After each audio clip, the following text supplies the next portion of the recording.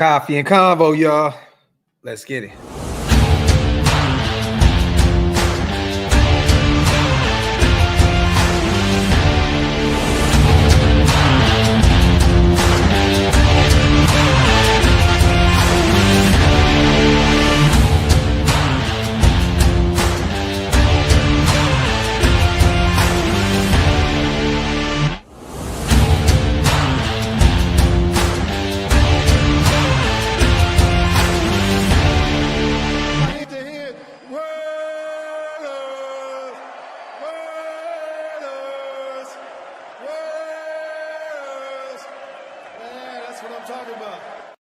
Yo, salute to everybody already here in the building, man. You guys know what time it is. We are back.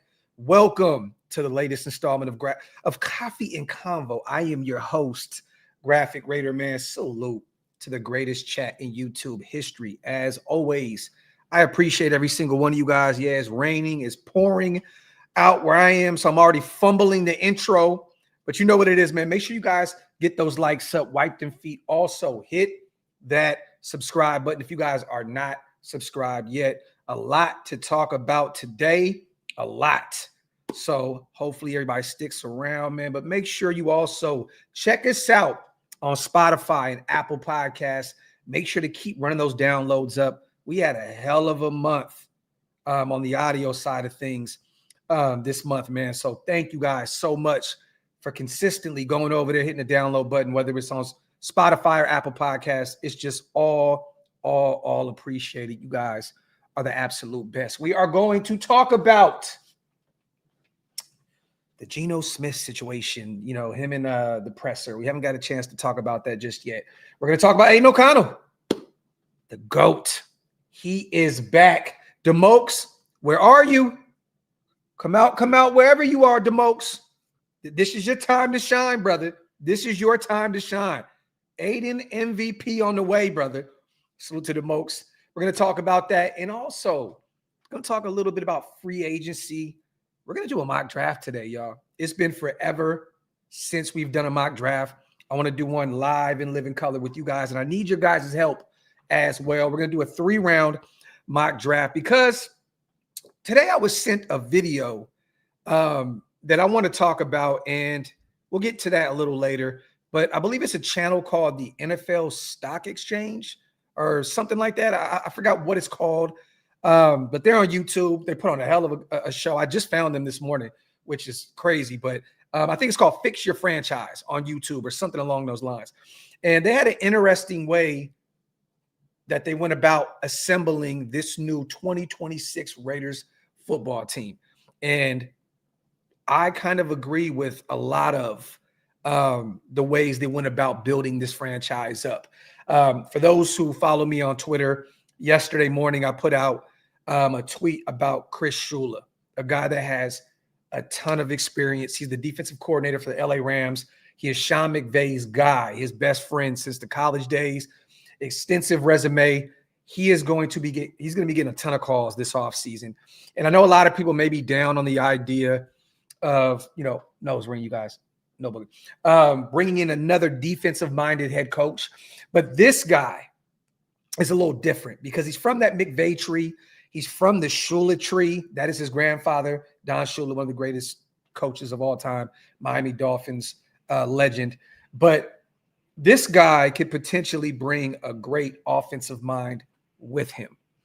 That is the thing that I'm very, very intrigued about, looking at potentially bringing in Chris Shula to be our head coach moving forward.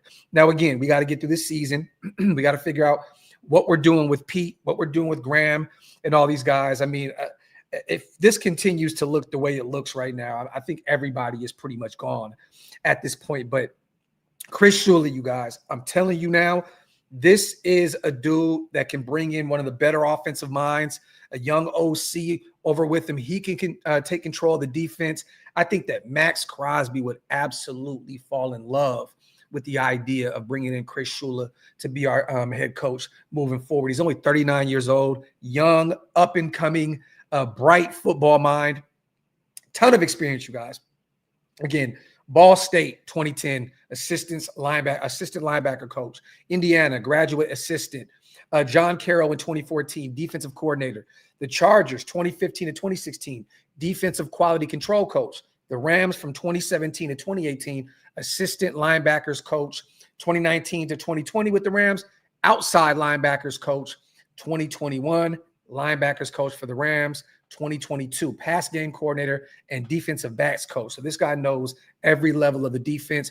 With the Rams, 2023, pass rush coordinator and linebackers coach.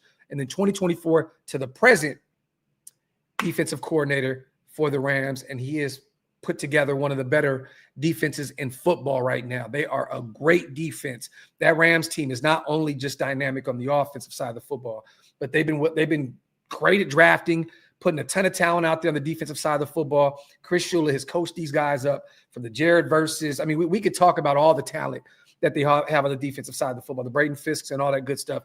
We don't even need to do it. This guy is a brilliant, brilliant football mind, and I would be all for bringing him in, a defensive-minded guy that could potentially bring in a stud OC that knows today's football, knows how this thing works. He's young enough to bring in another guy that can take over the offensive side of the football and really get this thing rolling. So I am very intrigued about Chris Shula. That is a name to keep an eye on, you guys. Definitely. Salute to Raider Greats by David. My guy became a Tier 3 member. Tier 3. You don't see that a lot, man. Salute to my guy, Raider Greats. I appreciate you, brother. That means a lot to me. Thank you, thank you, thank you so much for the support, man. If you guys want to become a member, hit the link. It's pinned up top. It definitely helps us keep the lights on over here, man. Raider Greats, I appreciate you, my guys, so much. Yes, Manny, we're going to talk about that as well. He seems like a very, very well-spoken, very intelligent kid, man. I'm a fan of Mendoza. A lot of people think I'm down on Mendoza because I like Ty Simpson more. I like Fernando Mendoza a lot. I just love Ty Simpson, the way he processes. And only 10 games, 11 games into his college career, I just think that Ty Simpson is going to be ready to face NFL defenses. I don't know about Fernando Mendoza just yet. I watched him a little bit at Cal. Then, he comes over to Indiana. He's balling out. Nothing against Fernando Mendoza. He's going to be a guy that's going to be a top 3, top 5 at the bare minimum draft pick, and he'll probably end up making some franchise really happy. So, again, I'm not against bringing in Fernando Mendoza. It just depends on who is in the building coaching him up. Salute to 510. Bro, that was hilarious, bro. That is one of the funniest tweets I've seen in a long, long time. For those who have not seen this tweet, it's on Instagram as well. This dude said, Geno Smith, no drugs, no scandals, no alcohol, no allegations, just a dog shit football player. Salute to Geno, man. Look, I know he blocked me, you know what I mean? And I don't know, I've never had a conversation with him. I've never tagged him on anything until that day when I was blocked, when I realized I was already blocked. But hey, man, hopefully that's just him focusing more on football, getting away from social media and trying to right the ship out there, man. But 510, that was hilarious. Salute to Heat Check, my guy, man. As always, appreciate you, brother. Even with AOC back, Geno won't play with the fire under his ass because he knows his boy Pete won't bench him no matter how bad he plays. Yeah, man. I mean, look, this is the thing. I'm listening to him at the presser pretty much say, I'm an aggressive football player and I'm going to continue to, and that's why I'm still here. And he didn't say that verbatim, but that's pretty much what he stated, you guys. He just sounded very cocky about it. It didn't sound like a guy that leads the league in interceptions with 13. It didn't sound like a guy that is 2-8. It sounded like a very confident quarterback that just thinks that his shit don't stink. And it sounds like a guy that knows his head coach is going to go to war for him, go to bat for him regardless. And I didn't like that. He just sounds way too confident for me playing the way that he's playing. It's just nasty work. I just don't like the arrogance coming from Geno Smith at the podium talking about being an aggressive football player, and that's not going to change, and that's why I'm still here. It's kind of crazy, man. It's kind of crazy. We're going to talk about AOC here, Heat Check, in 1 second, man. So I think I'm almost caught up on the supers. Salute to everybody here in the building. As always, we appreciate you guys so much. Yes, he is the grandson of Don Shula. Yep. The great Don Shula. Would love that, Raider Joe. I would absolutely love that. That would be great. I don't know if McVay will lose both those guys, and LaFleur may end up getting some, a potential head coaching interviews himself as well. But if you could find a way to bring in Chris Shula and Mike LaFleur, like two guys, I mean, the LaFleur, name it holds a ton of weight at the NFL level as well. The Shula name coming from the McVay tree, right? That just is insanity. If you can get those two guys, if you can find a way to get those two guys, we are cooking with grease. I would really believe in the direction. I wouldn't act as though we're going to go in the next season and win it all, but I would be really, really excited about the future if you brought those two guys in. That would be really, really, really cool, man. Let me see. Salute to my guy, my sis, Deb. Graphk, I love that you can pump us up for what that hopefully can be our future and speak about this shit show we got going on. Now, thank you, sis. I appreciate you so much. Salute to Raider Deb 75. Hey, somebody got to do it, man. Once again, these therapy sessions don't work without you guys here in the building also. So I appreciate you so much. Thank you for the kind words, and I appreciate you on the $5 holla. As always, appreciate you. Salute to my guy, Raider Greats by David. Again, man, salute. What about Jim Bob Cooter? I said this on Twitter, man. A lot of people already go to Vegas to get Cooter, man. So it kind of goes together, right? Vegas, Cooter. A lot of people go to Vegas to get the Cooter, man. It makes a ton of sense. Colts #1 offense. He had a top 10 offense with Minshew. Weary of Shula because of Don's son stunk as head coaches. I am good buddies with Stu. Okay, that's what's up. I appreciate you, Raider Grace by David. Stu is my brother, so I appreciate you, man, for stopping by and supporting us the way you do. But hey, man, that's another name to keep an eye on. Definitely. Like I said before, man, Cooter and Vegas go together.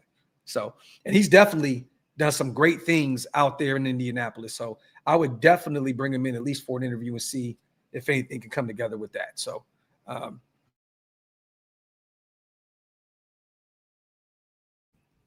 dog over here opening all these doors. The white noise is blasting in the background. Chloe is out of pocket. Yeah, wipe them feet, y'all. Make sure you guys hit those likes and also hit that subscribe button. All right, let's get to it, y'all. Let's get to the injury report real fast for those who have no idea what's going on with our football team going into Sunday against the Cleveland Browns, two lowly football teams battling it out for the bottom of the barrel with the NFL level, man. So it's just nasty work. Boom, here we go. All right, Jonah Lalu, limited in practice Wednesday, something to monitor. A guy that's played fairly well for us this year, dealing with the ribs injury, so we shall see. But we're pretty clean in terms of the injury report, at least up to this point. Cleveland, kind of a little different, but a lot of these guys are resting right now. Malik Collins, the veteran defensive tackle, non-injury related, just rest. Joel, I always butcher his name. Is it Antonio? I believe the guard, non-injury related, so it's rest. Jack Conklin dealing with the knee injury, limited on Wednesday. Grant Delpit, safety, dealing with an elbow. He's a full participant. Dylan Gabriel, we all know we're going to be facing Shedeur Sanders in his first start, his debut with Cleveland at Allegiant Stadium. The irony in that, but dealing with that concussion, he did not participate. Myles Garrett, rest. He will be out there. He'll probably have 5+ sacks against this offensive line come Sunday. David Njoku, tight end, knee. This is something to keep an eye on here, you guys. Big part of that offense. Did not participate Wednesday. Cam Robinson, tackle, dealing with a knee injury, was limited Wednesday as well. Alex Wright, defensive end, dealing with the quad injury, did not participate yesterday. And then Denzel Ward, corner, just rest. He was limited yesterday. He'll be good to go. So those are your updated injury report for right now, at least. We'll get more news that comes out today and tomorrow leading up to Sunday. So nothing really extensive there, especially on the Raiders side of things. And it looks as though the Browns are getting a lot of rest. So I get it. Salute to 2-4, my guy. Sorry, Graphk. Can't watch. Got to go to work. Geno's fault. It's all good, 2-4. Appreciate you, brother. Salute to you, man. Hopefully you run it back after work. Salute to Raider Ryan. I started off pumped up for the season. I wasn't too excited about Geno, but I was holding out hope for 2014 Geno. I can't even stomach the pressers. Yeah, man. Those are just, what are we watching them for at this point? You know what I mean? What are we watching? What are we watching them for? Just doesn't make any sense.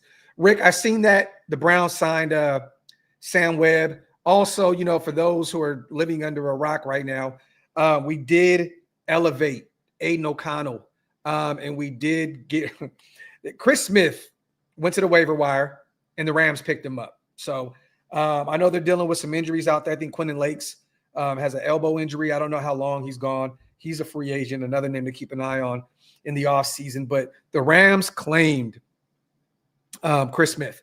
And it's kind of scary because he'll probably end up going out there and becoming an all-pro under Chris Shula and McVay and company. So in a corresponding move, bringing up Aidan O'Connell, we got rid of Chris Smith, our former, sixth round pick out of Georgia, who never really found his footing in Las Vegas outside of really being a special teams guy.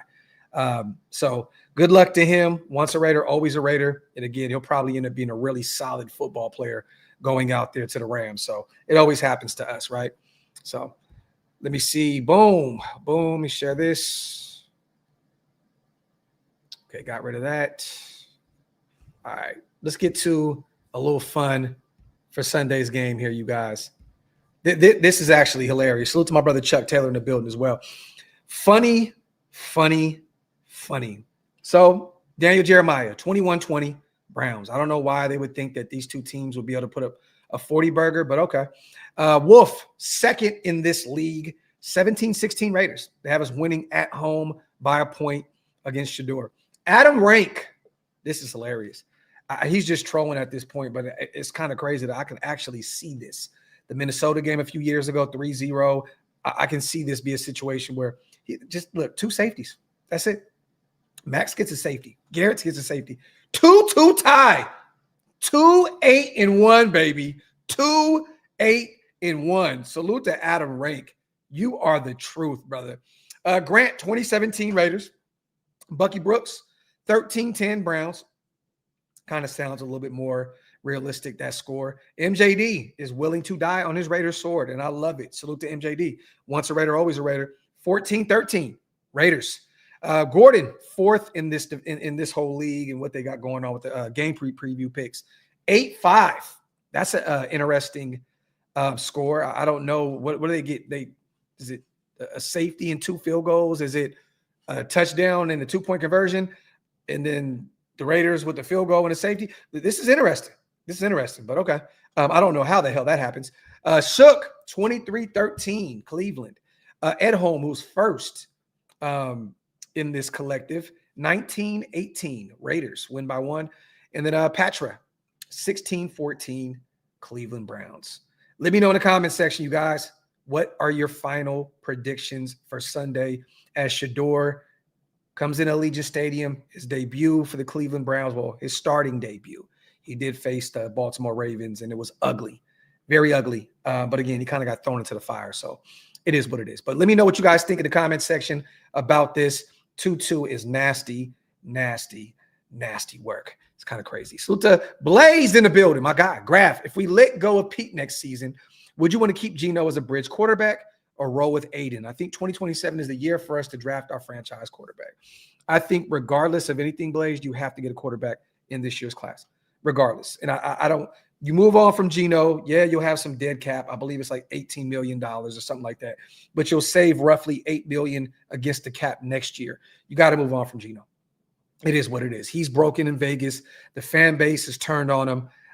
If Pete's gone, Geno's gone. That's just clear cut. You don't keep him around. I understand he could be a good bridge quarterback, somewhat whatever. But you got to get a quarterback, whether that's in the first round, second round, third round. You got to get one. I don't care if you go get the kid. If you get Drew Allar out of Penn State in the mid-rounds, if he's available, the kid out of USC. If Sellers comes out and he falls to the second or third round, I don't care. You have to come out of this draft class with the quarterback, even with Aidan O'Connell under contract and Cam Miller under contract. I think that they'll let Kenny Pickett walk in free agency, even though we did move a pick for him. But I think that the time with Geno Smith has come to an end. So regardless if Pete is here or not, I think that Tom Brady and Spytech will trump that card and say, hey, if you want to continue to be here, which I do not believe he'll be here next year, we're going to keep this thing moving without Geno Smith. So salute the Blaze, man. Appreciate you, brother. Got to get a quarterback in the draft class, regardless of where you get him. And we're gonna do a mock draft here in a second, you guys. Let's pray ahead for what Judy is going to do to Caillou. Man, 5-1-0. And he's dropped a lot of footballs this year. He's dropped a lot of footballs. But watch him come to life against this Raiders defense come Sunday. Here's a good idea, 5-1-0. Play Darian Porter. It makes it kind of easy, right? Just throw Darian Porter out there. See what he can do. Caillou has been getting absolutely smoked in coverage. So, yeah. Let me see. The supers are flying. Salute to you guys so much. Thank you for the support. If we lose bad to Cleveland and someone isn't fired, we are in for a bad offseason. Couldn't imagine myself being an owner and being 91-137. I would feel like a failure and be beside myself. It's horrid. Yeah, man, with everything that's happened in terms of football operations, right? Chantastic, like, yeah, the Gruden situation, the Josh McDaniels debacle, the AP situation, moving on from Tom Telesco after a year. There's been a lot of moving parts out in Las Vegas, right? Where Mark could definitely be embarrassed about. But once again, like we talked about on the Jason Fitz show, where Wasted, talked about it as the man has become a great businessman in Las Vegas. He's found a way to become, one of the richer owners now in football. So, look, they got to figure out the football operations, the thing. I do believe that we have some of the right guys in the front office, including John Spytech. And I know a lot of you guys don't believe that. I think Tom Brady's going to help right the ship. It's just going to take some time. Again, this is the problem, Chance, right? And I put this on Twitter today as well, is that the issue when you bring in a transitional coach like Pete Carroll is you need to have a successor in the building. We don't. That's the issue. And I don't know if Pete thought one of his sons could be that, or if Chip Kelly was that, or if Patrick Graham was that. It's clear cut that none of these guys are made for the head coaching job. That is the issue with bringing in a transitional guy. We should have had somebody already kind of waiting in the wings. And I know some people are high on Rob Leonard, including myself. He's not ready for that kind of pressure at this point. Not just yet. Let him become a defensive coordinator maybe at some point, and maybe we can kind of work up that way. Rob Leonard is not going to be a head coach yet. But that's the part that sucks about this whole thing of having a 74-year-old head coach with nobody waiting in the wings to take over. It's just nasty. PG is pretty good against scrubs or young quarterbacks. Remember the last 9 games of 2023 and Jags and Saints games last year against top-tier quarterbacks. PG stinks. Yeah, David, Graham, this will be the last year that he'll be in the silver and black for sure. And it's clear-cut that, the marriage between him and Pete Carroll and them trying to kind of force feed their two philosophies defensively together, they kind of meshed them together, and it has not worked at all. So I agree with you, brother. Yeah, PG has had some success last year. Once again, you mentioned the Jags and, New Orleans and, a few backups that we won some meaningless games last year at the end of the season. But, yeah, you're correct. But, I'm not putting anything past your door. He finally got a week of practice with the starters, with the ones. He's fighting for something, his reputation, his dad's name. I would not be shocked at all if Shedeur went out there and had a welcome to the NFL moment where he just went out there and just balled out. It'd be nasty. But again, I do believe the defense will be ready to go. I don't think Shedeur is going to go out there and play lights out by any means. The defense has shown up against kind of lesser talent. But, they've got beat the shit against the better offenses in football, the Chiefs, the Colts. Also the offense didn't show up as well. But I do believe that, the defense is going to hold their side of things down. But it's going to be very difficult for this Raiders offense, who has sucked all year long, to get it together against a top 3 defense in Cleveland. Myles Garrett is going to smell blood in the water. Stone Forsythe does not stand a chance. And they can even move, Myles around. I love my guy, DJ Glaze. That's going to be a tough assignment for him as well. Myles Garrett is going to probably have a career game against this nasty, disgusting O-line that Brendan Carroll and company have put together. So the money man, it's not the coaching staff. OLDLCB. So the corners, wide receivers, safeties, linebackers all stink. Any coach will struggle with this current roster. No time to pass, no running lanes. No, I disagree with you, money man. This is a collective effort. You can't throw all these guys all the players under the bus. You have to hold the coaching staff accountable as well. Period, point blank, the end. Yeah, I hear you. Yeah, we don't have the best wide receiver core. Yes, we don't have the best cornerback core. But guess what? You just drafted a guy in the 3rd round in Darian Porter. Why is he not starting opposite of Eric Stokes, who's played really well, right? That is a Pete Carroll decision. The O-line, you moved a Remington winner, probably the best center in that draft class, and you kept him at guard, and you just had him battle with Alice Kappa. That's a coaching thing. You cannot say it's not the coaching staff at all. Graham has not looked good by any means. Brendan Carroll has sucked. Pete Carroll has been really, really, really, really bad. All these guys have been bad. Chip Kelly has been terrible. So, yeah, I don't agree with you. I agree with you in the sense of we don't have a ton of talent, but also that's what these coaches are here for, right? They're here to bring out. Chip Kelly's a college guy. He's a college guy. What's his job at the collegiate level? To bring the best out of these talents, right? Pete Carroll, a culture builder. That's his thing, right? He's a culture guy. That's his job, to bring out the best of these guys, and they're not doing it. So I disagree with you, brother. But again, yes, there is no running lanes at all. I definitely agree with you on that. Let me see. Wipe them feet, y'all. Hit them thumbs up. If you guys are not subscribed yet, once again, what are you waiting on? Make sure to hit that subscribe button. X, Spy Tech, grow a sack. Carroll, get with the program or get lost. Kelly, get lost. With that said, I think regardless that Carroll walks the plank. I agree. I've said this since Jump Street X. I think that they'll allow him to resign and just go off into retirement. And, and it is what it is. Got his 2 sons a check before he left, hey, doing his fatherly duties, right? Salute to my guy X. But I definitely hear you, man. Yeah, it's time for Spy Tech to say, you know what, this thing isn't working. Let's go get a younger head coach that can go get a younger quarterback and develop them, and then we can maybe have something to work with. 510, I'm going to start doing content on this dog shit product they put out. Diaper Booty Smith got a diss track coming his way, and it will be his fault. Salute to my guy, man. Appreciate you, 510. One open practice squad spot open since Chris Smith was claimed. Yep. I wonder who they're going to bring in. And then we got rid of, I believe, another offensive lineman as well that I even forgot was on this roster. I think it was Leroy Watson. Leroy! I think we moved on from him as well. So, yeah. But yes, and watch Chris Smith become a really, really good football player in LA with that great coaching staff that they have and all the talent that they have around him. For them to pick him up off the waiver wire, they truly believe in that kid. So it's crazy. Boom. Stop sharing. Nose ring, you guys. No booger, nose ring. All right, let's get to it. We got a ton to talk about. Aidan O'Connell is officially activated from the IR.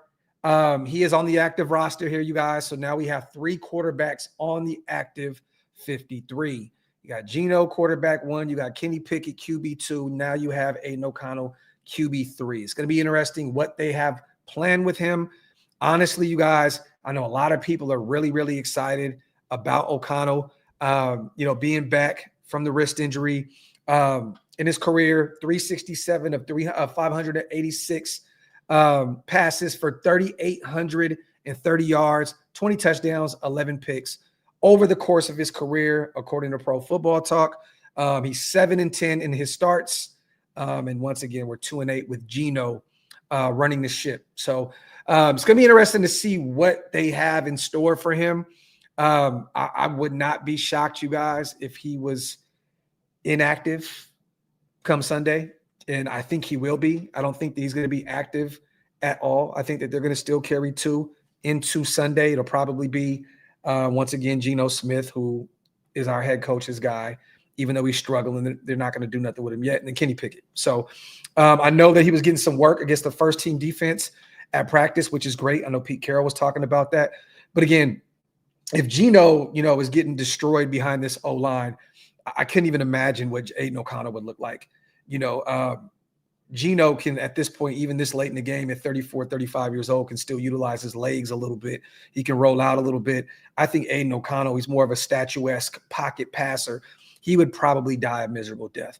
I think it'd be very, very smart for Pete to stay away from Aidan O'Connell, at least just this season with this O-line looking the way it's looking. If you're going to hand the reins to another quarterback, it has to go to Mr. Two Gloves himself, Kenny Pickett. So another guy that can, use his legs a little bit more, athletic, you know what I mean? But I don't think at all that he's going to be active, but we shall see. But if I'm a betting man, you guys, I do believe that Aidan O'Connell is not going to be active come Sunday. And I like Aidan O'Connell. You guys know that. I wanted him to start over Minshew. I liked the move when we picked him up in the draft out of Purdue, especially with Josh McDaniels in the mix because of the work that he did with Tom Brady in the past. And everybody says that Aidan was baby Brady and blah, blah, blah. Yeah, we see how that worked. But again, I don't think that he's going to be active come Sunday, but it's good to see Aidan O'Connell back in the mix. And now we will have carrying three quarterbacks, at least for the time being right now. 5'10". Also, I'm seeing people blaming Genty for the safety. Yeah, that's crazy. Content creators saying he can't get a yard. Like OSU wasn't already in the back in 1 second. Shaking my head. Yeah. Look, man, I'm not blaming that 5'10" on Genty at all. That was a terrible, terrible play call from Chip Kelly. You already are struggling to run the football, and you're starting at the half yard line where Genty is already starting off here in the back of the end zone. So that was a terrible play from Chip Kelly. If anything, I'm going in the shotgun and I'm trying to find Brock. I'm trying to find somebody, in the short passing game that can give me a few yards and get me the hell away from, the end zone. That was a terrible, terrible play call from Chip Kelly. And I felt like, I could be wrong, and this is just alleged. I feel like that was like a spit in the face. I feel like that was like Chip Kelly just being a dickhead. I do. I don't know why I have that nagging suspicion, but I feel like Chip Kelly was just like, I'm going to do what I want to do, and it is what it is. They keep telling me to run the football more. He only has this many reps. He only has this many reps this week. I'm going to have Genty run the football at the half yard line with him starting to play in the end zone. I truly believe that was a Chip Kelly special right there. Real talk. Because it could have been so easy to just put Geno in shotgun, or if you're going to run Genty, have a fullback in front of him. Put somebody in front of him that can, lead the way for him. Just is what it is, man. David says, by the way, Jim Rome's rant, dude with this terrible hair dye, fake spray tan, and bad plastic surgery shouldn't be making fun of how anyone looks, especially Brady. I haven't seen it. I've not listened to Jim Rome since I was a kid. A few people sent it to me, and I have not hit play. I don't really give a shit about what Jim Rome says. Somebody said that he was like, somebody sent me something that said he went scorched earth on the Raiders. I don't know what the hell that means, but he is a guy that's like on the way out, and this whole media shit doesn't really matter anymore. Kind of like the last of a dying breed, so to speak. There's a few other of those guys out there that are on their way out as well. But I don't pay him any mind. I don't really give a shit. I don't really care. Yeah, S-Dot. I'm telling you, man. I'm telling you. I feel like that was a deliberate thing coming from Chip Kelly. And look, JM, if you're going to run the ball, that's fine, brother. That's okay. But again, put a fullback there. Even if you're not going to put a fullback there, put Michael Mayer in the backfield to help. You need a leading blocker in front of him in that situation. Put somebody there. Put Brock there. Put anybody there. That was just disgusting. I did not like that at all. Just nasty work. So, salute to my guy, my Dizzy in the building. Always love. Appreciate you, bro. Yeah, Benjamin, I didn't see it. I think, you know what? I think that's where people were sending me. I think it was Big Mike's video that he put on his channel. I think that's what people were sending me then. So, you know what? I want to go check out Mike's video then. I forgot that he did do a video on that video. So, yes. What up, Graphk? Hope your day is going well. Myles Garrett will set a record against this O-line. Well, the thing is, he needs 8 sacks to break the record. He needs 7.5 to tie, I believe. So that's going to be a tough ask. But I do believe he'll have 4 sacks. I'm calling 4. I'm calling 4 on Sunday. Stone Forsythe is terrible. Myles, this whole O-line has been bad. So I have a real feeling that Myles Garrett's going to go out there and get 4 of them, which he could get more. But I'm going to be a little bit more 4 of them. 4 of them. That would be crazy, though, if he went out there and broke the record in one game against the SO line. At that point, everybody needs to be fired. Jesus himself couldn't help this team, Graphk. Ray Glide. Yeah, man. You know what's crazy, bro? We're finally at that point now where, I live in the Dallas area right now, right? Frisco, Texas, to be exact. And I went to a cigar lounge last night. I went to a liquor store that I frequent to go get me a little 6-pack, for the house. And everywhere I went, damn, man, I feel sorry for you. Like it's going from being kind of the laughing stock, like of sports, being a Raiders fan, to people actually genuinely being like really feeling bad for you, feeling sorry for you. Bro, I went to 2 spots back to back. My guy who was a Bears fan and the other guy that works there is a Cowboys fan. And it was like on some feeling sorry for you shit. That's where we are now. I'm draped out in all my Raiders stuff everywhere I go to a cigar lounge. Damn, bro. Hey, man, you're a trooper. It's just like, that's where we are now. It's crazy. It's crazy, man. But guess what? We're not going anywhere. It's our team. We love them. But again, nasty work that we went from people like literally just laughing at us because we're Raider fans to actually truly feeling sorry for us. That's where we are right now. Is Brennan Carroll the Bronny James of the NFL? 12. I don't. That's an interesting take. I don't even know who Bronny James is at this point. But again, if you want to use the whole nepotism, thing, I get it. I think that's a cool connection there. But 2 different sports, man. 2 different sports. I know they're both, offsprings of legends. So I get it. That makes sense. That's funny though. Salute to my guy, Raiders 12. Let me see. Yeah, Circle of Life, bro. Like, it's kind of crazy. His eyes were rolling back behind his head. He looked kind of bananas, bro. Like, it looked kind of scary the way he was looking in the interview. I think he was doing it with Hondo, I believe. It's kind of scary, bro. Like, I put it on Twitter and Instagram yesterday. It looks like he's dealing with a real eater. For those who know, like, it looks like he's dealing with something that is sucking the soul out of him. So yeah, it's kind of scary. The Undertaker at the NFL level. It's bananas. So to David, man, it's guys like Hondo and JT now ranting. Where have you been all year? I don't listen to these talking heads. The fan channels are 1,000% better than 1% better with Graphk and Mitch speaking the truth, man. Appreciate you, David. Salute to you, my brother. My guy. Graphk, remember when Chargers Matt killed us with sacks? Put it this way. I'm getting the mindset ready for worse. Yeah. Yeah, man. I wouldn't be shocked. He always pulls up ready to go against the Raiders, Khalil Mack. You already know how that rolls. Appreciate you, Lawson, my dog. Salute to you. We are not done yet, though. We're going to build this team up real quick, you guys. So I got a little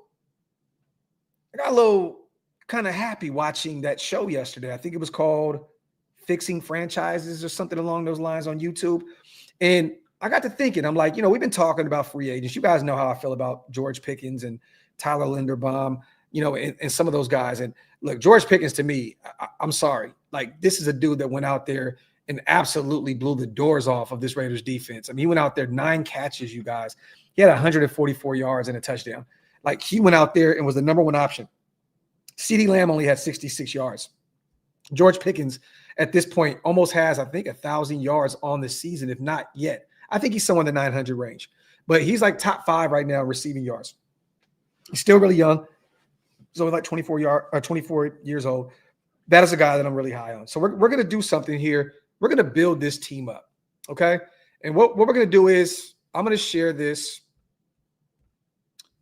I'm going to go to, and me and Wasted talked about this the other day, but I want to go over it a little bit more in detail. So these are our free agents next in the offseason, okay? And we have, I think, 23 to 25 free agents right now. Me personally, at the most, I'm bringing back 5. Bringing back 5 at the most, okay?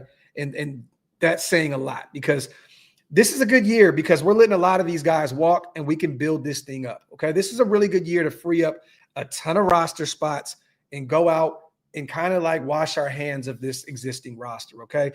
I love Malcolm Kuntz. Salute to my little bro Scout. You know, he knows I'm a Malcolm Kuntz guy. And he made a little bit of sense of this, that if you can bring him back on a very, very, very cheap deal and hope that he can kind of, you know, get better after this season of him recovering from that knee injury. He's still only 27. He'll be 28 next year. I'd bring him back on a kind of minimal kind of deal, you know, just a 1 year type deal. But I think we can still upgrade there. Now, if you got Kuntz as a third guy or a fourth guy as a rotational guy, that's cool. But I think, honestly, I think it's time for both of us to kind of go our separate ways. Kuntz can go somewhere else. I know he's a homegrown talent. Yeah, I know he had a nice little stretch of football in 2023 at the end of the season. But again, I think that we need to bring in some new edge help, and I think it's time to walk off from Kuntz. Now, Daniel Carlson is interesting. He's still only 30 years old.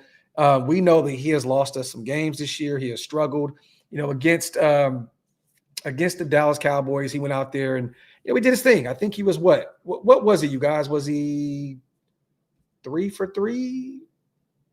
What was he? Yeah, 3 for 3, along a 45. You know, we brought in some competition in camp. We brought in a veteran field goal kicker and signed him to the practice squad. I believe it was Greg Joseph. And maybe Daniel Carlson just felt the pressure a little bit, okay? So, again, I think we do need to bring in another kicker, but I'm going to reserve this one for a little later. Carlson is a guy that I have no issue bringing back if it makes sense, okay? If it makes sense, because it is difficult to find a kicker. We watch it around the league. The Falcons have struggled to find one. You know, the Niners have consistently struggled to have a good kicker, and that loses good teams bad games, right? So I don't have an issue with bringing Carlson back. He is a free agent once again. I don't know what that deal looks like, but I have no issue bringing him back if it makes sense. Anything else, Kenny Pickett, you know, he's probably going to go somewhere else. I'm cool with that. We have Cam Miller on a practice squad. We're trying to develop him. We'll probably bring in another young guy. Aidan still under contract. So, again, I think Kenny Pickett is gone. Stokes is a guy I would bring back. Simple and plain. He's looked good out there, preferably corner 2, maybe even corner 3 on a really good football team. But, again, I have no issues with Stokes being your number 2 guy. And depending on what the deal looks like, he's 26.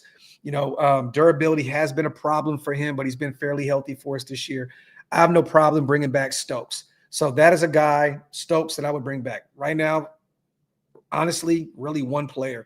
Landon, I want to get younger at the linebacker position. I want to get more athletic at the linebacker position. I think that he, at the end of his career, would preferably go to a contender anyways. He's won a few titles, I believe, with the Patriots.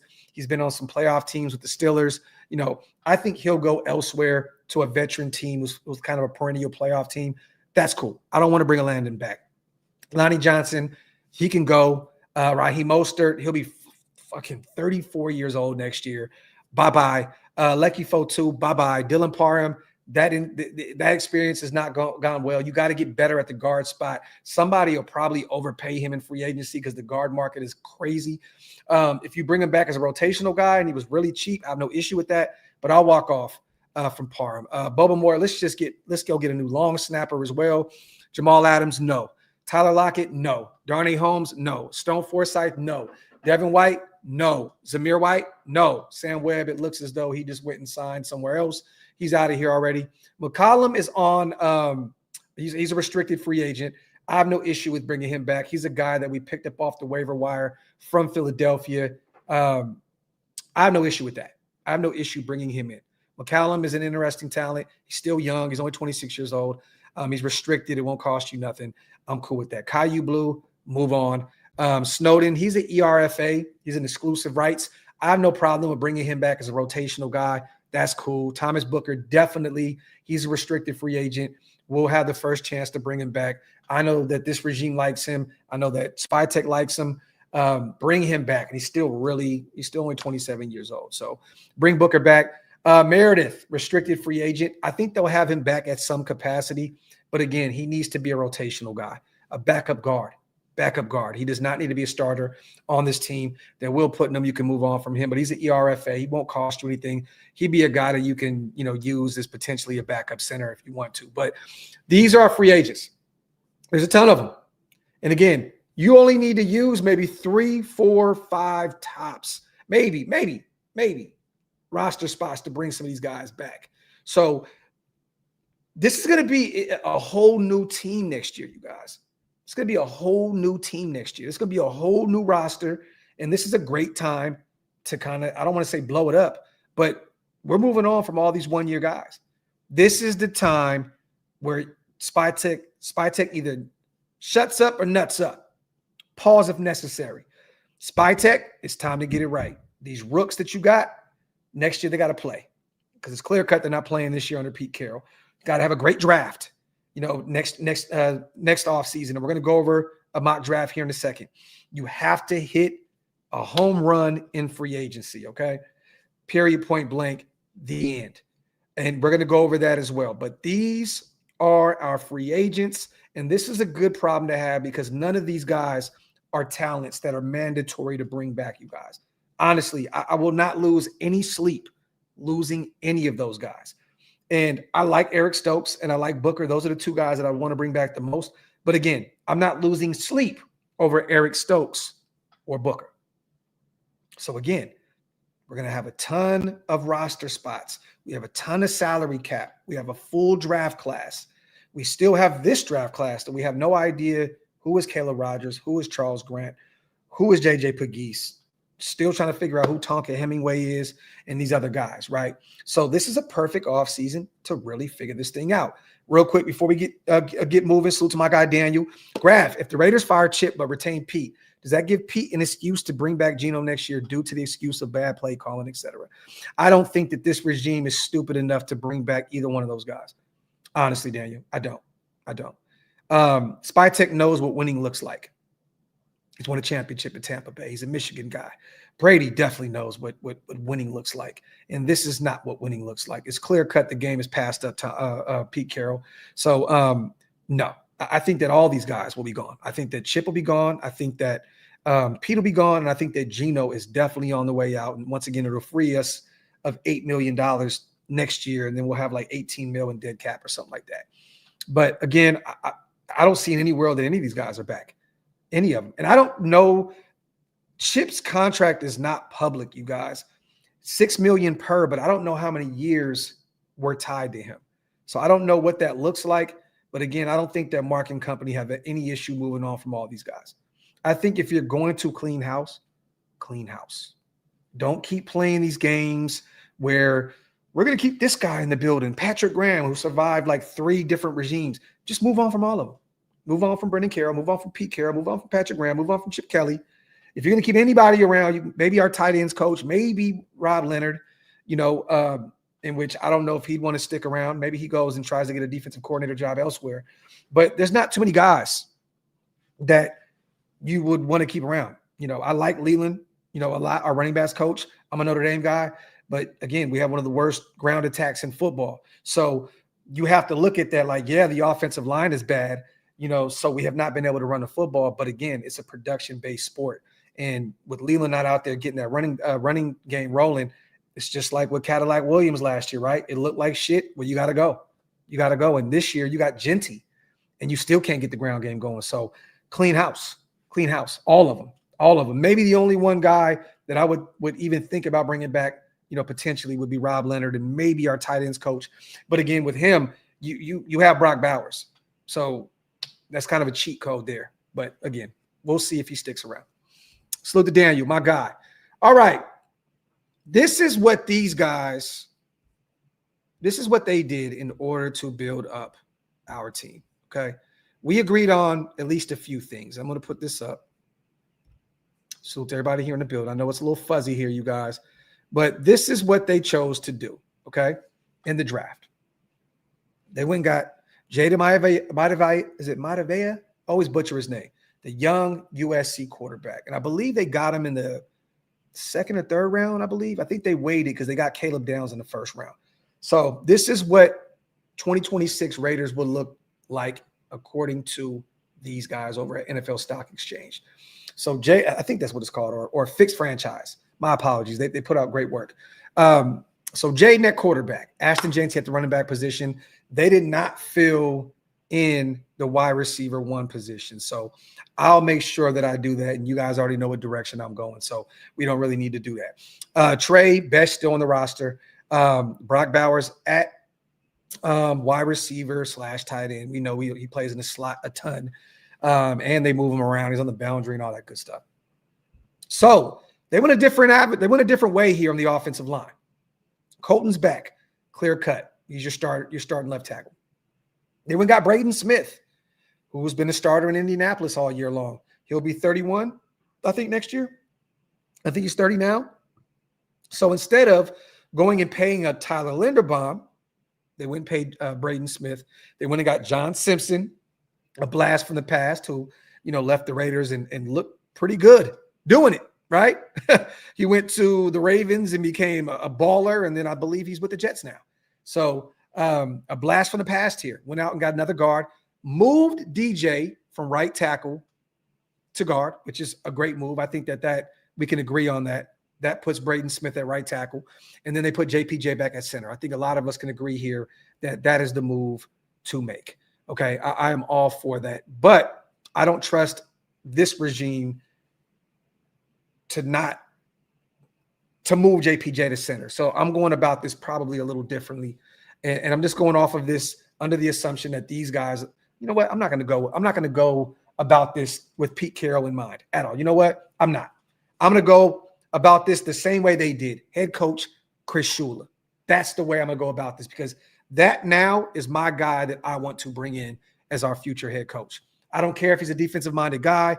Again, he's a young, bright football mind that can bring in some other talent with him in terms of coaches that can help coach up that offensive side of the football. Again, he is a McVay guy, you guys, best friend. They said there was a report that came out that he's the only guy that is in the know with everything that Sean McVay does. Like, there's other guys in the building, but they're not as tight as Chris Shula is with McVay. So this is a guy that is very in the know of how Sean McVay goes about his business. So that alone makes me very intrigued about Chris Shula. Defensive side of the football, Max Crosby. Now, one thing that they did, they traded him, you guys. So that's why there's an asterisk next to him, because they did a mock draft where they traded him to the New England Patriots for 2 first-round picks. And I believe they forced the trade. So I don't know if New England was necessarily accepting it, but they got 2 firsts. But he's just going off right now, Max still being in the building. So Boye Mafe, he's an edge rusher who will be available in free agency, brought him in.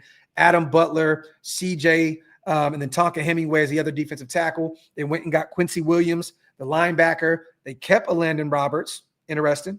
They did not fill another corner spot, but they did have Darian Porter out there now in year 2 as a corner. So they didn't fill that corner 1 spot.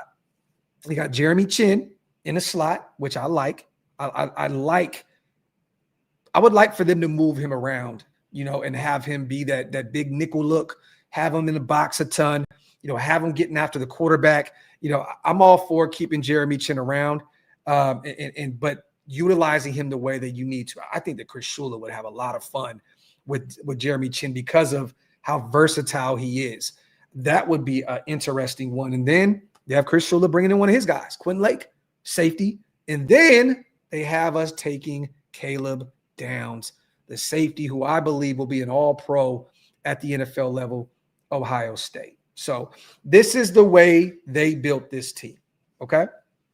So in terms of free agents, all right, I'm just going off of the last 2 regimes, you guys. I don't know if any coach that comes into Vegas is going to move JPJ back to center. It seems as though they're stuck at playing him at guard. That's where they want him. So until someone comes in and says, he is a center, and I'm going to put him at center, I'm going off of the assumption that he's going to be a guard. So he went and got Jaden. We'll do a mock draft here in a second. I'll show you guys the way I'm going to go about this thing. But they paid Braden Smith, 30-year-old tackle. I'm not going to do that. I'm not going to do that. What I'm going to do is draft one, okay? Would I prefer to go get a veteran, a couple of those guys? I definitely would, but I'm not going to do that. What I'm going to do is I'm going to pay Tyler Linderbaum. I'm going to make him one of the highest paid centers in football. He is going to be the big fish in this free agency class for us. That is going to be the guy that you're going to put right there at center that is going to win you. He's going to be a Pro Bowl and potentially all-pro guy down the line. Okay, so Colton Miller, left guard to be determined, but I will put JPJ at left guard. Okay, that's going to be the strong side. We're going to have JPJ at left guard, Colton Miller at left tackle, Tyler Linderbaum at center. Okay, now we're going to move DJ Glaze to right guard. Now, for right now, Charles Grant will be the starting right tackle, just for now. But for now, DJ will be pushing into right guard. So he'll be an interior lineman, and he'll be moving from right tackle to right guard, where I think that he's going to be phenomenal there. So just for now, we need a right tackle. So that new O-line will look like Colton, JPJ, Tyler Linderbaum, DJ Glaze at right guard, and we're about to go get a right tackle here in the draft. Okay, so John Simpson's interesting. Once again, I don't know if he would want to return to the Raiders, but I agree with them moving DJ Glaze to guard. I think that is a good move. Defensively, well, you know what? That wide receiver one spot, that is reserved for George Pickens. I know some of you guys don't agree with that, and that's cool. I get it. I understand. But this is my way of going about business. And this guy is a baller. I don't care about the attitude. I don't care about any of that shit. I truly don't. I don't know if you guys see. He's 24 years old also, you guys. He'll be 25 next when season starts next year. And this year, this dude came in as clear cut coming over from that trade with Pittsburgh as wide receiver too. You know, CD goes down with an injury. He misses an extensive amount of time. This dude has 908 yards receiving right now. He is second in the league with receiving yards. This is a guy that has CeeDee Lamb on his roster, and he is second in the league with 908 yards. He's tied for third with 7 receiving touchdowns. Okay, 38th in the league right now in terms of average per catch, 15.7, and he's also 11th in football in terms of receptions. He has 58. This is a guy that is really young. He'll probably cost you $30 million per. Dallas could bring him back, which I don't think it makes any sense at all. They need to build their defense up, and they can probably add a little bit more of that O-line as well. But I think they can franchise tag him as well.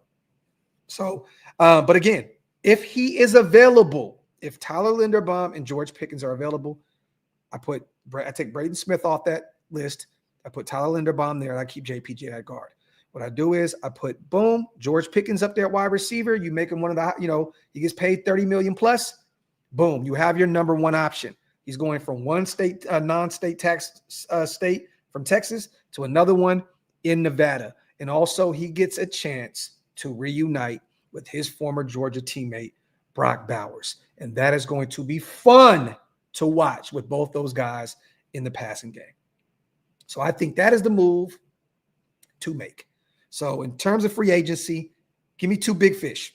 Give me George Pickens. Give me Tyler Linderbaum. That's where most of my money is going. That's where most of my money is going. Now, there's a ton of other options out there that we can look at, right? Travis Jones, I don't know how much he would cost. He's going to be available. Probably the best defensive tackle available in free agency from Baltimore. It'd be interesting to go out there and pick Travis Jones and Tyler Linderbaum, off that Baltimore roster, which would be great. He'll be 26 years old next year, you guys. This dude is a baller, 6'4", 341 pounds. He is a monster in the run game. This would be a dude that I would be willing to bring over. I think Chris Shula would have a field day with him at the defensive tackle position. There's a lot of teams that are going to be interested in him if he ends up hitting, free agency.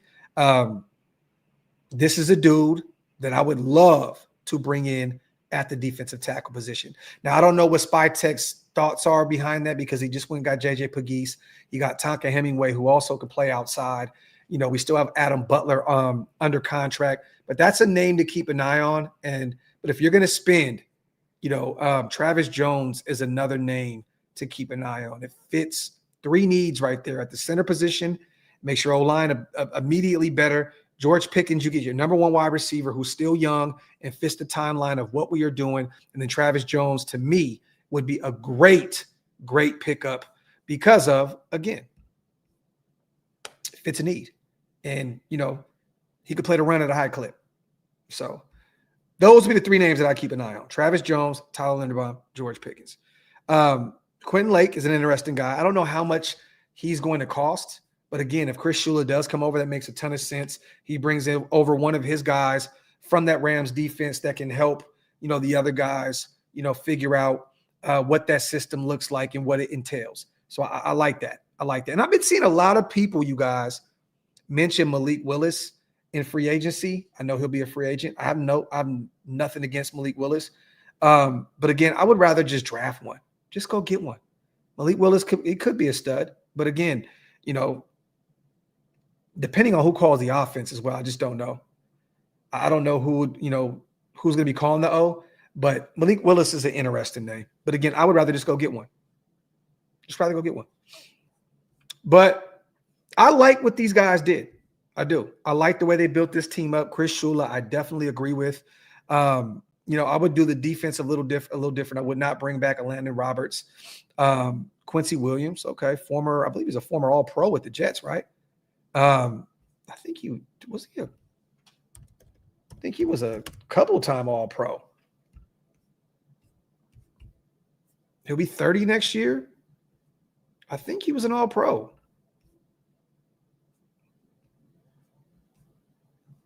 I could be wrong. Let me see. I'm going to see something. Salute to everybody here in the building. As always, you guys, make sure you guys wipe them feet. Hit them thumbs up. If you guys are not subscribed yet, what are y'all waiting on? Hit that subscribe button. Yes, first team All-Pro in 2023.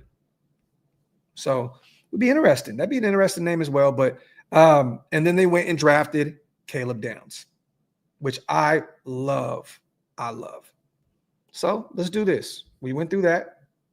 Let me get rid of that. Let me get rid of that. Let me get rid of that. Let me get rid of this window. And I'm going to get rid of this window. And what we are going to do now is boom. We're going to have some fun, you guys. Why not? We're going to do 3 rounds here, you guys. And we do have trades available. Trades are available, okay? All right, so we're here at 6. Some of these names are not going to go to these places, but Ty Simpson to Cleveland, Arvell Reese to the Giants, which is interesting because they have a ton of guys already out there. I don't think that fit makes no sense at all to me. Dante Moore, okay. He goes to the Jets, so they have him coming out. Pro Football Network. Keldrick Folk, Saints. They pick up an edge rusher.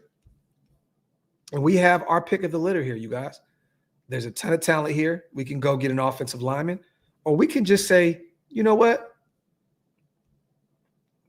Let's just stop playing and let's get a quarterback. We can get Caleb Downs right here, you guys, or we can just say, you know what? Fernando Mendoza, it is. Now, let me see if there's any trades available because we might be able to pick up a ton of shit. Okay. So right here with Arizona, we can move pick 6 and 68. I don't like that. Right here, I would love to do this. I would move 3 spots back because this is a team that doesn't need a quarterback. The Commanders don't need a quarterback behind us. Fernando Mendoza may still be available here, you guys. Let me see.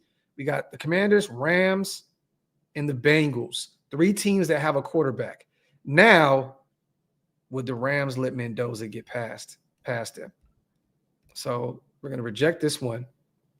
Man, you know what? I'm going to accept it. And Mendoza's off the board. He went to the Rams. Of course.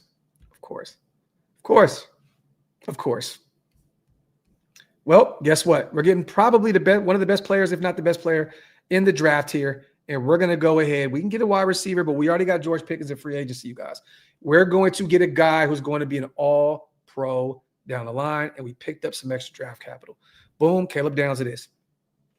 Love it. Love it. This dude will be a baller for this defense. We're never trading with the Chiefs. We could move back. What is that? 11 spots with Carolina and pick up an additional pick. I'm going to hide that. Let me see who's available here. I like Davison a lot. 6'2", Ohio State product. This could be a guy that can come in and play a ton of corner for us immediately.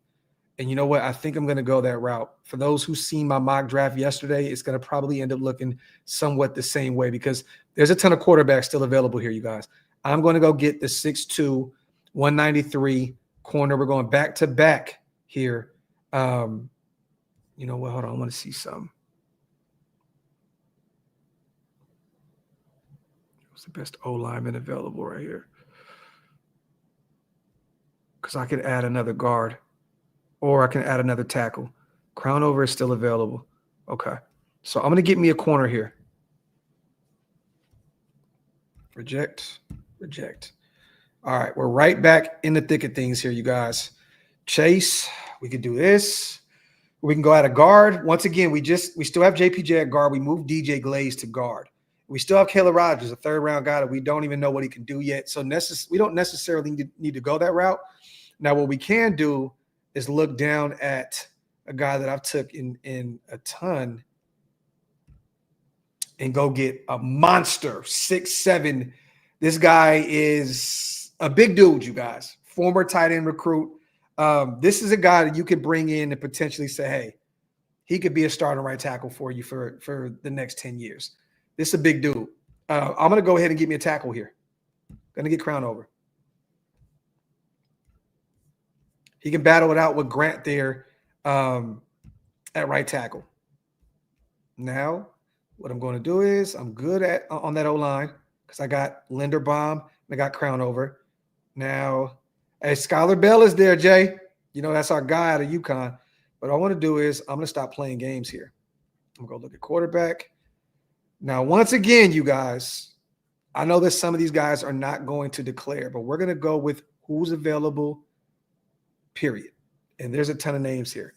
We don't necessarily have to get one right here. We can still go get best player available right now. Let me see. I'm going to see how many picks I have left.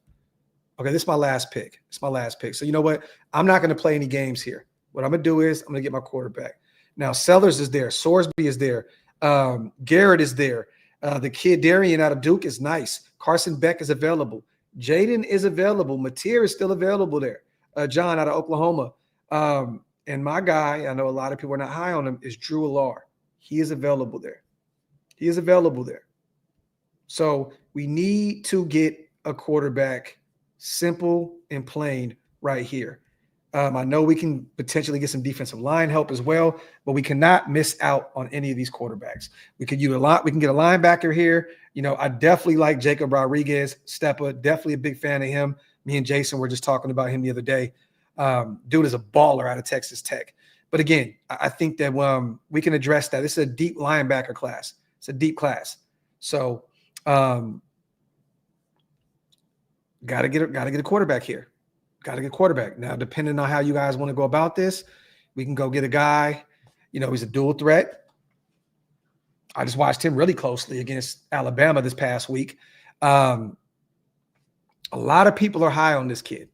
We can go get Jaden, which I like. The measurables are there. I think that he can make every throw.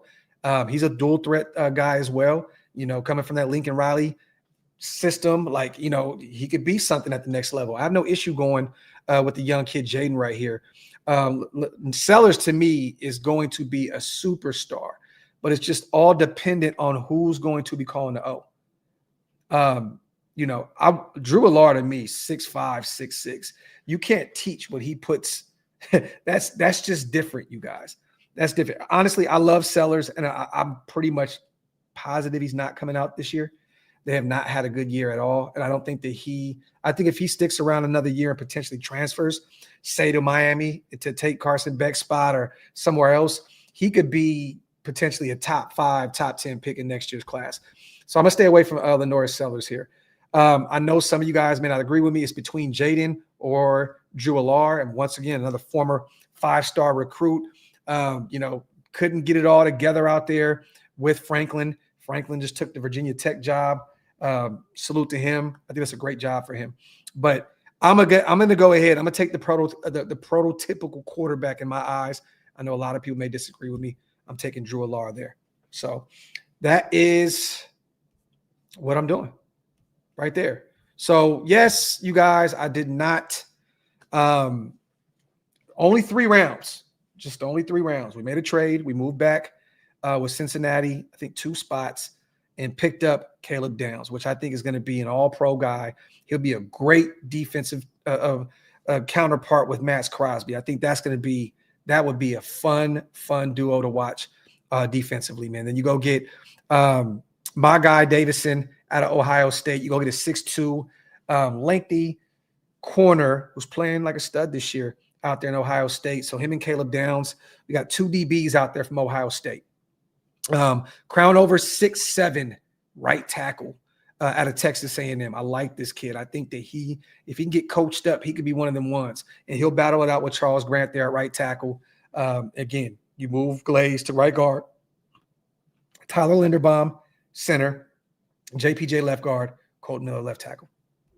So, and then Drew Allar. And I have no issue with Jaden or Drew Allar there.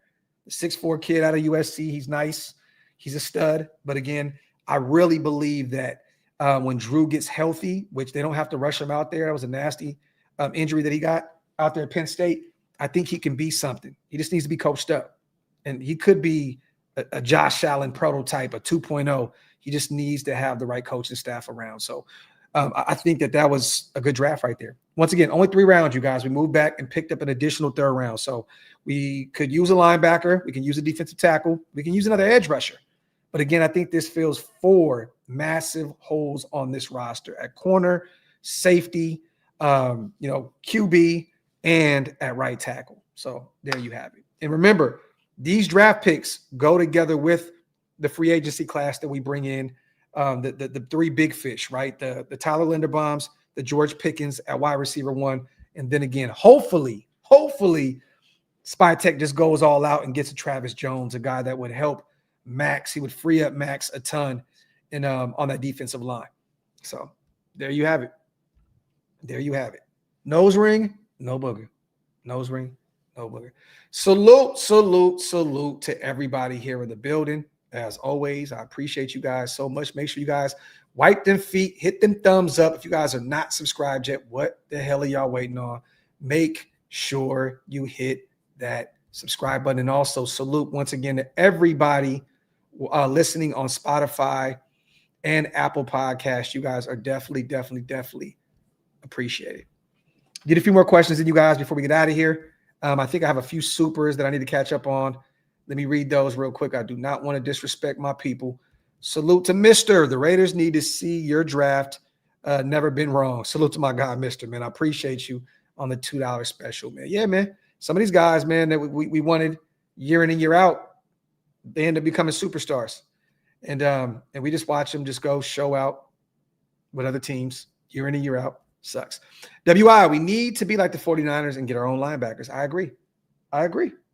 Definitely agree. That's why I said yesterday, or not on yesterday's show, but the day, when did we do, was it Monday? Or was it Tuesday? I think it was Tuesday. That what I want to do moving forward this year, and they're not going to do it, is play the youngins. Put John Davis, put Lindenberg and put Eichenberg out there. We still have some young linebackers on this team. Jamin Davis is still really young. Like, you know what I mean? Like, and he's a physical specimen. Put him, put Lindenberg, put Eichenberg out there, and let's just see what these guys can do to see if they, if they're going to stick around or even get through their rookie deals with whatever regime pulls up next. I want to see those young guys on the football field. CGR, my dog, man. Appreciate you. Appreciate the fire content.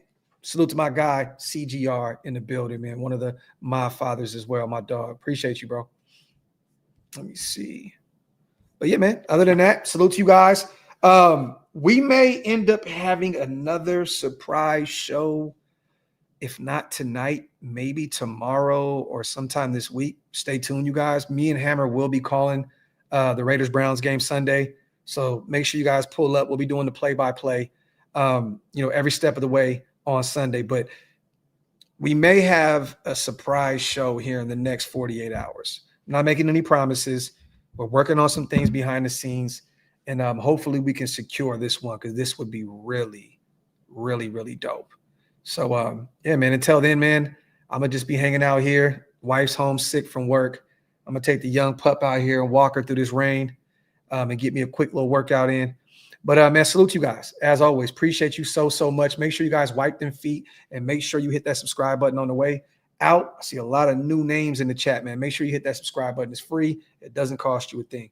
Other than that, man, love. Appreciate you all. I am out. One.